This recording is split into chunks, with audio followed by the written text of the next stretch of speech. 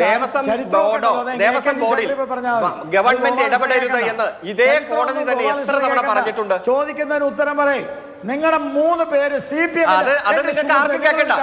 ബിജെപിയുടെ പ്രതിനിധികൾക്ക് ആർക്കും ചരിത്രം കേൾക്കേണ്ടതില്ല. നിങ്ങൾ ചരിത്രത്തെ അവഗണിക്കുന്നവരാണ്, അതെല്ലാവർക്കും ബോധ്യമുണ്ട്. ഇത് എന്റെ ചരിത്രബോധമില്ലാത്തവരാണ്, അത് നമുക്കറിയാം. അല്ല, ശ്രീ ബി ഗോപാലകൃഷ്ണൻ, CPM ഉയർത്തുന്ന വാദം ഞങ്ങൾ രാഷ്ട്രീയമായി ഈ അന്വേഷണത്തെ നിയന്ത്രിച്ചിരുന്നുവെങ്കിൽ തദ്ദേശ തെരഞ്ഞെടുപ്പ് നടക്കുന്ന സമയത്ത് എൻ വാസുവിനെയും അതുപോലെ തന്നെ പത്മകുമാറിനെ അറസ്റ്റ് ചെയ്യുമായിരുന്നോ? തെരഞ്ഞെടുപ്പ് കഴിയാനെങ്കിലും കാത്തു നിൽക്കുമായിരുന്നില്ലേ എന്നുള്ളതാണ്. ഞങ്ങളുടെ നേതാക്കളെ ജയിലിൽ അടച്ച് തെരഞ്ഞെടുപ്പിന് പോകാൻ മാത്രം മണ്ടന്മാരല്ലല്ലോ ഞങ്ങൾ.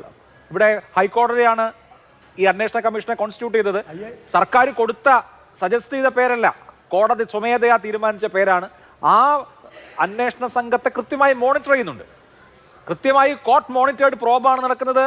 ഓരോ തവണയും ഈ അന്വേഷണ റിപ്പോർട്ട് രഹസ്യമായി കൊടുക്കുന്ന അന്വേഷണ റിപ്പോർട്ട് കോടതി വിലയിരുത്തുന്നുണ്ട്. അതിന്റെ അടിസ്ഥാനത്തിൽ ഡയറക്ഷൻസ് നൽകുന്നുണ്ട്. ആ ഡയറക്ഷൻസിന്റെ ഭാഗമായിട്ടാണ് കൂടുതൽ അന്വേഷണം വന്നത്. ഈ സുഭാഷ് കപൂർ തുടങ്ങിയ സംശയങ്ങളൊക്കെ കോടതി പ്രകടിപ്പിച്ചത് ഈ അന്വേഷണ സംഘത്തിന്റെ SITയുടെ ഇൻപുട്ട് അനുസരിച്ചായിരിക്കുമല്ലോ സ്വാഭാവികമായി. അല്ലാതെ ഇപ്പൊ മാനത്ത് നോക്കി കോടതിക്കൊന്നും പറയാൻ കഴിയില്ലല്ലോ. അപ്പോ കോടതി, കേരള ഹൈക്കോടതിയുടെ ഡിവിഷൻ ബെഞ്ച് കൂലങ്കുഷമായി സ്ക്രൂട്ടനൈസ് ചെയ്യുന്ന ഒരു കാര്യത്തിൽ സംശയം വരേണ്ടതുണ്ടോ? അത് കോടതിക്ക് തന്നെ സംശയം ഉണ്ടല്ലോ. അതുകൊണ്ടല്ലേ കോടതി ചോദിച്ചത് SITയോട്. അത് ഏത് കോടതി ചോദിച്ചു എന്ന് ചോദിച്ചു. ഒന്നാണ്, അത് 2 ബെഞ്ചാണെന്ന് മാത്രമേ ഉള്ളൂ. 2 ബെഞ്ചാണെന്നേ ഉള്ളൂ. പക്ഷെ ജഡ്ജിമാർക്ക് കാര്യങ്ങളെ പറ്റി നല്ല ചിന്തയും വിവരവും ഉണ്ട്. ആ വിവരം ഉള്ളത് കൊണ്ടല്ലേ SITയോട് ചോദിച്ചത്. എന്താ ഇപ്പോൾ വിവരമില്ലാത്തത് കൊണ്ടാണ് ഈ ബെഞ്ചല്ല, അതുകൊണ്ട് ഞങ്ങൾ ചോദിക്കേണ്ടെന്ന് അങ്ങോട്ട് വിചാരിക്കാറുന്നില്ലേ? വിചാരിച്ചില്ലല്ലോ. എന്തുകൊണ്ടാണ് ചോദിച്ചത്? ഹൈക്കോടതി തന്നെ അതൃപ്തി രേഖപ്പെടുത്തിയത് എന്തുകൊണ്ടാണ്? അത് വളരെ കൃത്യമല്ലേ? ഹൈക്കോടതിയിൽ ഇരിക്കുന്ന ജസ്റ്റിസുമാർ അതൃപ്തി രേഖപ്പെടുത്തുകയാണ്. ആ അതൃപ്തി അവർ രേഖപ്പെടുത്തണമെങ്കിൽ അവർക്ക് കാര്യങ്ങൾ ബോധ്യമായതുകൊണ്ടല്ലേ? അതേപോലെ കാര്യങ്ങൾ ബോധ്യമായതുകൊണ്ടാണ് ഞങ്ങളും ഇത് പറയുന്നത്. അപ്പോഴാണ് അരുൺകുമാർ ചോദിക്കുന്നത് ഈ ഇലക്ഷൻ സമയത്ത് അതിനു മുമ്പ് തന്നെ, ഇലക്ഷൻ്റെ ഡിക്ലറേഷൻ വരുന്നതിന് മുമ്പ് തന്നെ ഈ വക കാര്യങ്ങളിലേക്കൊക്കെ എല്ലാ കാര്യങ്ങളും എത്തിയിരുന്നു. എല്ലാം തുറന്നു വെച്ച പുസ്തകം മാതിരിയല്ലേ ഇത്? ചെമ്പാണ് എന്ന് എഴുതി വച്ചില്ലേ? എഴുതി വെച്ച ഉദ്യോഗസ്ഥന്മാരെ അറസ്റ്റ് ചെയ്തില്ലേ? ഉദ്യോഗസ്ഥന്മാരെ ചോദ്യം ചെയ്യുമ്പോൾ അവർ പറയുന്ന ആളുകളെ അറസ്റ്റ് ചെയ്യണ്ടേ? അതിന് ഇലക്ഷൻ കഴിയട്ടെ എന്ന് പറഞ്ഞൊന്ന് മാറിയിരിക്കാൻ പറ്റുമോ? എൻ്റെ ചോദ്യം അതല്ല. കടകംപള്ളി സുരേന്ദ്രൻ എന്ന് പറയുന്ന ദേവസ്വം മന്ത്രി അന്നക്കാലത്ത് ഈ കാര്യങ്ങളെല്ലാം ചെയ്ത ആളെ ചോദ്യം ചെയ്തോ? ആ സമയത്ത് ഇല്ലല്ലോ. അതെന്തുകൊണ്ട് ചോദ്യം ചെയ്തില്ല? അതിലേക്കുള്ള സാധനങ്ങളെല്ലാം വഴിമരുന്നിട്ട് വരാൻ പോകുന്നതേ ഉള്ളൂ എന്നാണോ? ഇതൊക്കെ വളരെ ക്ലിയർ അല്ലേ? എന്താണ് അരുൺകുമാർ ചോദ്യം? എന്താ വഴങ്ങാലോ? അതിനിപ്പോ എന്താ? ഒറ്റ കാര്യം, അതായത് ഈ എന്നാ കേരളം ഉണ്ടായത്? എന്നാ ദേവസ്വം ബോർഡ് രൂപീകരിച്ചത്?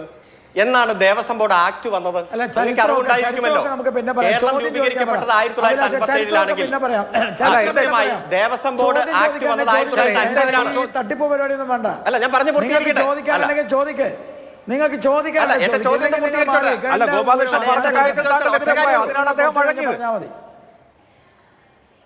അതായത് ദേവസ്വം ബോർഡോ ദേവസ്വം ബോർഡിൽ ഗവൺമെന്റ് ഇടപെടരുത് എന്ന് ഇതേ കോടതി തന്നെ എത്ര തവണ പറഞ്ഞിട്ടുണ്ട്? ചോദിക്കുന്നതിന് ഉത്തരം പറയും.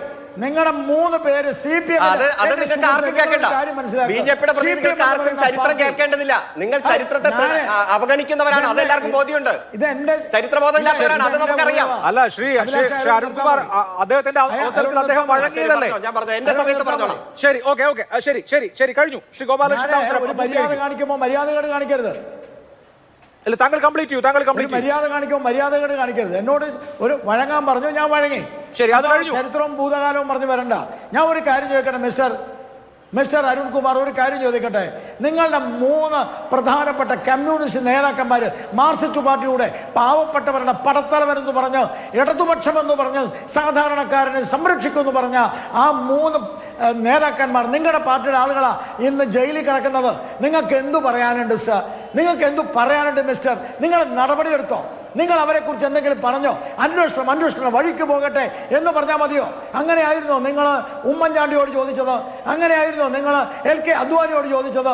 അങ്ങനെയായിരുന്നോ നിങ്ങൾ നരേന്ദ്രമോദിയുമായി ബന്ധപ്പെട്ട ഏതൊരു റഫേലിന്റെ വിഷയം വന്നപ്പോൾ നിങ്ങൾ ചോദിച്ചത്? ഇതുമായി ഒരു ബന്ധമില്ലാത്ത ഒരു ചോദ്യം ഉന്നയിച്ചപ്പോൾ, ലോക്സഭയിൽ ഒരു ചോദ്യം ഉന്നയിച്ചപ്പോൾ ആ ചോദ്യം ഉന്നയിച്ചതിന്റെ പേരിൽ കേരളം മുഴുവനും നിങ്ങൾ പ്രസംഗിച്ചത് എന്താ? രാജിവെക്കണമെന്നല്ലേ? നിലപാടെടുക്കണമെന്നല്ലേ? എന്തേ നിങ്ങൾക്കത് ബാധകമല്ലേ?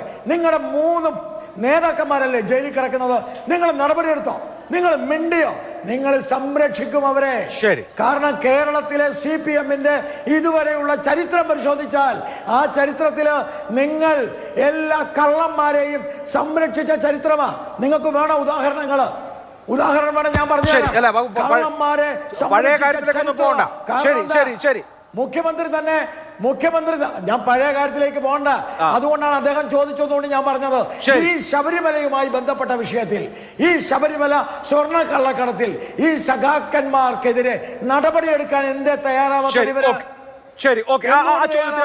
ഉത്തരം പറയും. എന്നിട്ട് പറയും അന്വേഷണം വഴിക്ക് പോട്ടെന്ന്.